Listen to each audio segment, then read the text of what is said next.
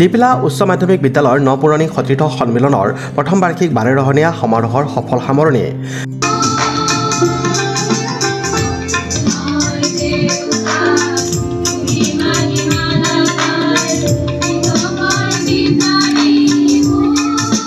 দৰঙৰ ডিপিলা উচ্চ মাধ্যমিক বিদ্যালয়ৰ নপুৰণি সতীৰ্থ সন্মিলনৰ দুদিনীয়াকৈ অনুষ্ঠিত বাৰেৰহণীয়া সমাৰোহৰ সফল সামৰণি পৰিছে।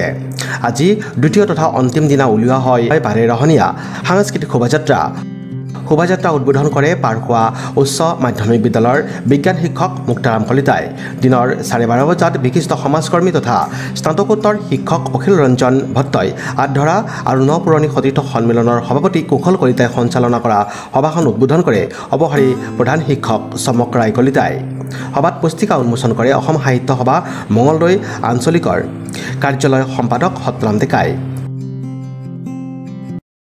এই উন্নয়নৰ ক্ষেত্ৰত ডিপিলা উচ্চ মাধ্যমিক বিদ্যালয়ৰ যি ভূমিকা তাক আমি সদায় স্বীকাৰ কৰিব লাগিব।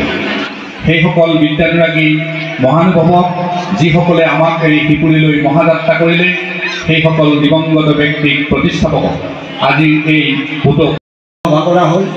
সেইমতে ডিপিলা উচ্চ মাধ্যমিক বিদ্যালয় আৰম্ভ হ'ল।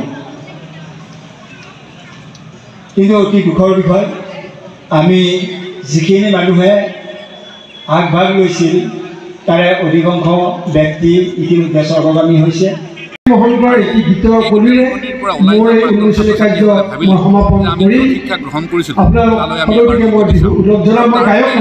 দুনিৰ পৰা সুনীল চহৰীয়া ৰিপৰ্ট নিউজ এক্সপ্ৰেছ অসম।